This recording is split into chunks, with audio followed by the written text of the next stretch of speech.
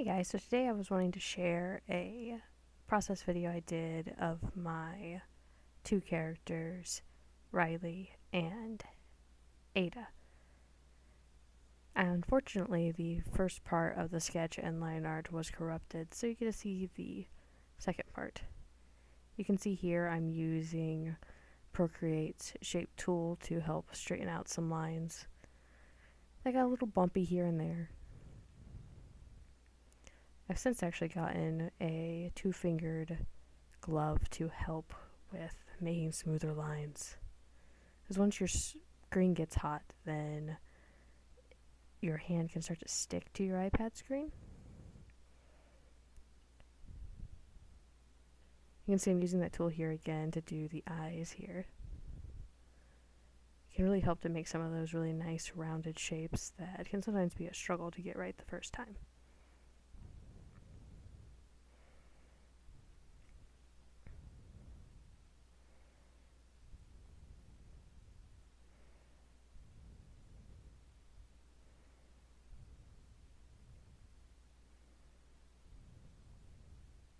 I also see that whenever I'm first working on lines, I don't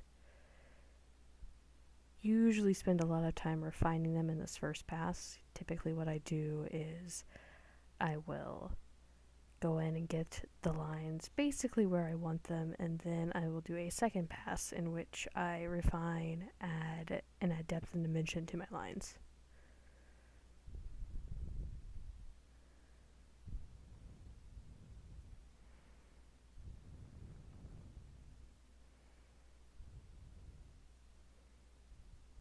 This was me checking it. I noticed that that eye looked a little bit small, so I actually moved it a little bit closer to the nose and increased the size just a little bit. Here was adding armor. I've really been trying to work on drawing clothes and drawing more human-like features. This is one of the areas that I feel that I struggle the most in, is both handling clothes and humans together. And always when in doubt, just add more belts. It makes things look more complicated. I managed to cut out in this video a lot of my zooming in and out whenever I'm checking to make sure a line looks right, because you can't always stay super close to what you're working on. In traditional art, you would step away from the painting and take a look at it. In digital art, you gotta zoom in and zoom out to double check things. Which sometimes, whenever you're watching a video, that can get a little tiresome.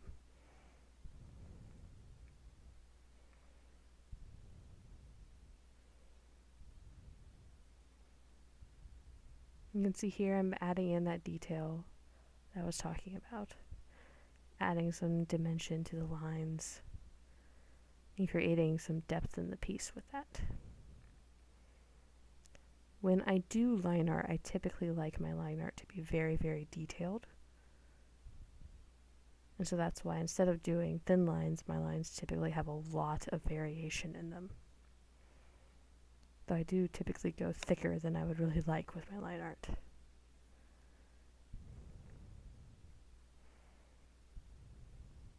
See right there, I just corrected where an eye was.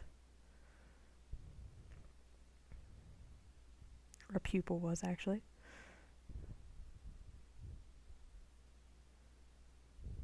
Alright, and there's the finished line art.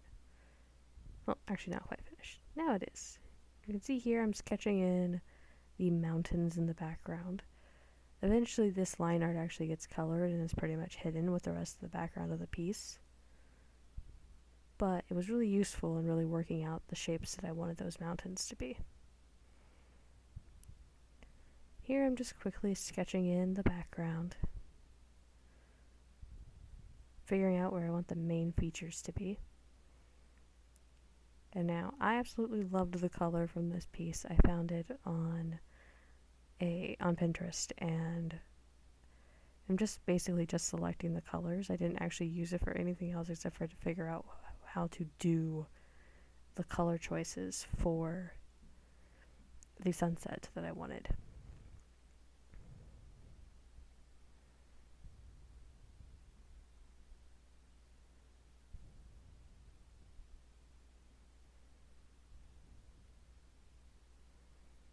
When you're really trying to recreate something, it definitely involves a lot of color picking and a lot of trial and error.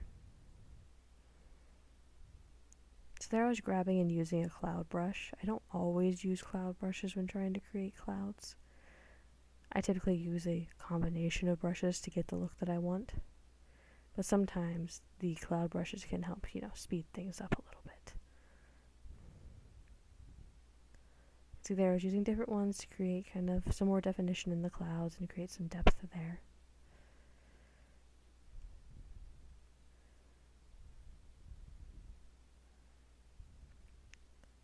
And now I'm adding the color to the mountains.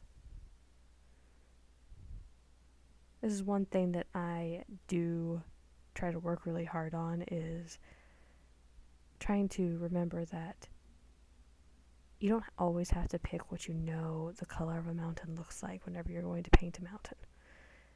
You need to pick what the color of the mountain actually is, or is at this time. So this is actually what color the mountain looks like it is versus the color that the mountain would be if you were right next to it. So at this distance, there's a lot of atmospheric perspective, which means the mountains are going to start to pick up the color of the skies at this distance. You can see here, mountains are completely colored in. And the closer they got, the more their color changed. And you can see that in that reference picture. That mountain really far out in the distance is really orange, whereas the ones super close are actually more dusky. And you can see me mimicking that feel through my color choices here. The closer I get, the darker those colors get, because these are all in the shadow of the mountain. So they're actually going to look darker than even the foreground will look.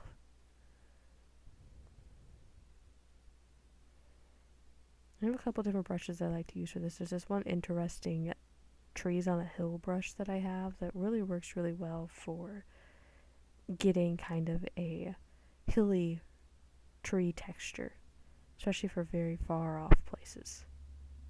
I don't like to use it for super close up things just because it is very repetitive and looks like a stamp brush. You can see here the tone changes. You're going to pick up more of the actual local color whenever you're this close, because your eye's not looking through as much atmosphere at this stage. And you actually have a little bit more light, so your eyes are going to see what color the ground actually is, or what color that your eyes perceive the ground is, the closer it is to you.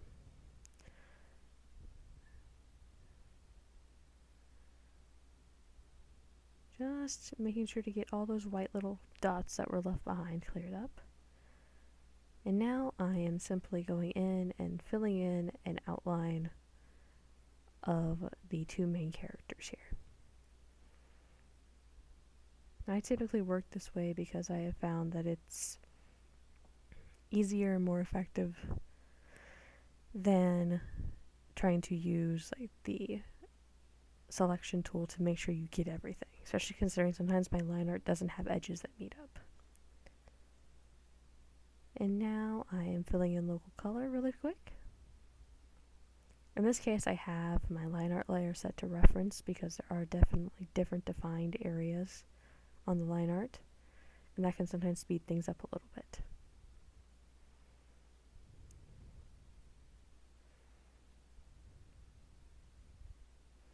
This is always the part that takes the absolute longest when I'm working on a piece, especially on something that has complicated markings. Now, neither Ryley nor Aida do, but you can imagine it takes a lot longer when you have something that has even more complicated markings than they do.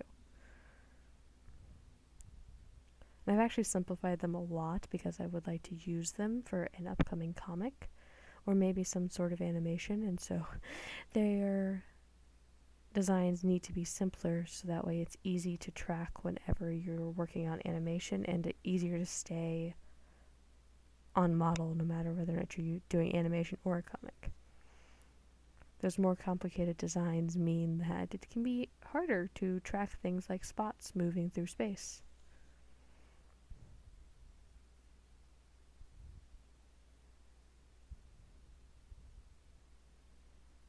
Lots of color picking to correct edges and stuff here.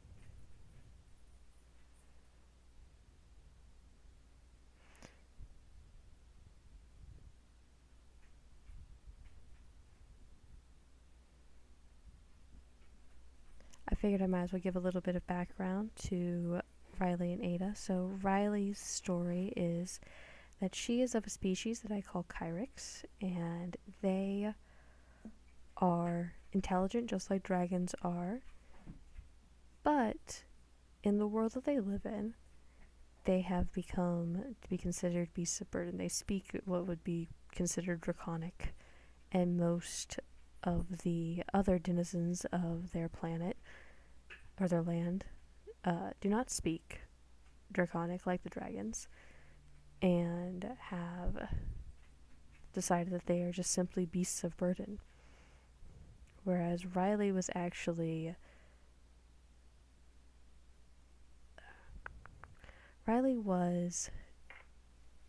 secreted out of one of the stables, and through a connection that her mother had with one of the few remaining free dragons, sent to live with the local wolf shapeshifter tribe. Where there she learned how to actually utilize her magic and how to speak more than just draconic. When Ryley discovers that all of her people, including her biological mother, are being held captive and treated as slaves for in many of the cities around, she and her friend Aida here, who is one of the wolves that she grew up with, decide to go on an adventure to gather information and to see whether or not they can save Ryley's people. And that's just the basic gist of what their story is. I'm still working out all the finer details at this point, so you can expect to see some more concept art here and there about them. I'm just grabbing more local color right now and flopping it in as fast as possible.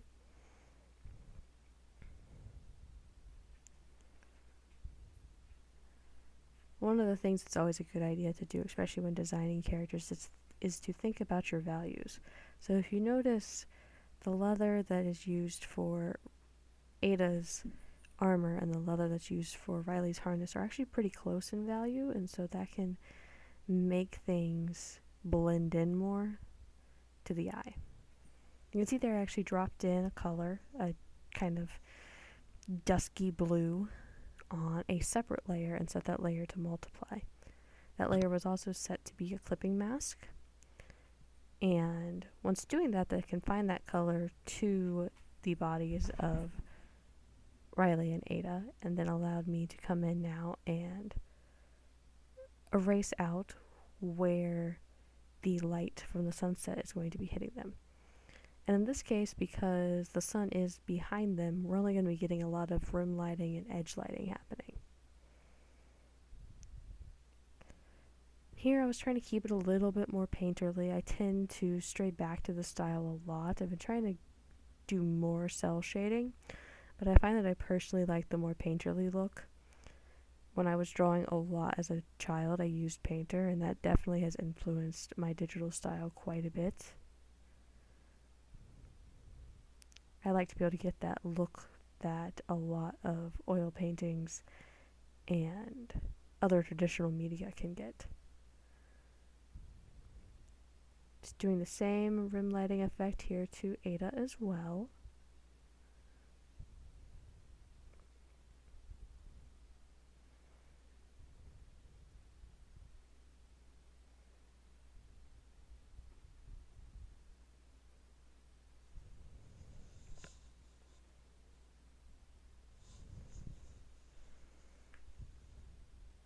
See there, I just put another layer in, and now I've grabbed a kind of orangey color to match the color of the sun. I've set it to an overlay, and then also later I will also reduce the opacity because I feel like it's too bright right there. You can see right there I actually changed it to screen to try to get more of that orangeness coming through. Here I'm adding the high points where light is going to be hitting the sharpest. So in this case, again, because the sun is behind them, it's going to be on the edges and the areas closest to that, which again happens to be the edges.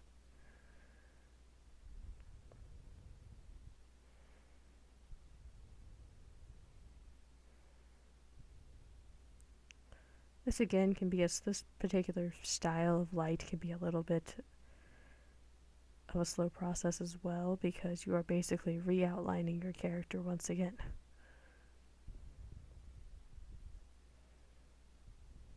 The one thing I did here that I probably didn't have to do was I added this room lighting along her underneath side, which technically she still would be getting a little bit of it, but maybe not as much as I added there.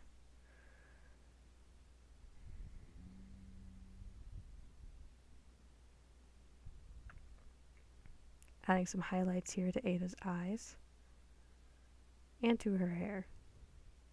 I always love working on hair. It's one of my favorite pieces of a painting.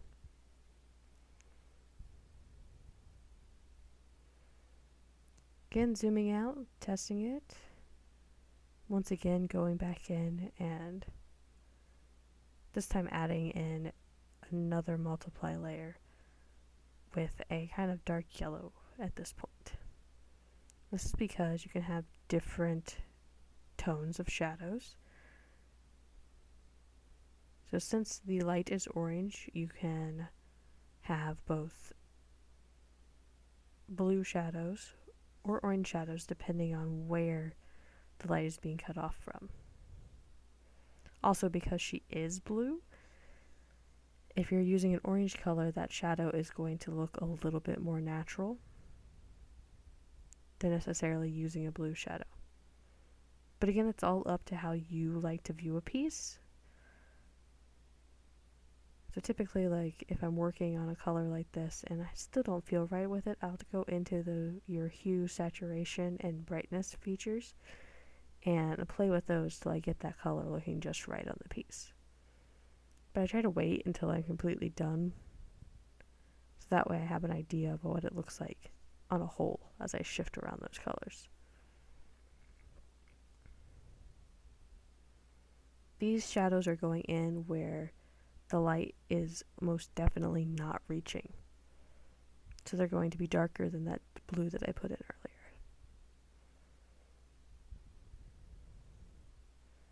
You see I'm putting them in a lot of the creases and crevices. And areas where there's a lot of overhang by overlaying body parts. Things that are closer to us in space are going to have a little bit less shadows than the things that are further away from us in space, because there's a layering effect going on. And that can sometimes help our brain just perceive them as being further away. So I'm adding in. Now, right there, I was just messing around with the various different layer settings and opacities to create what I wanted.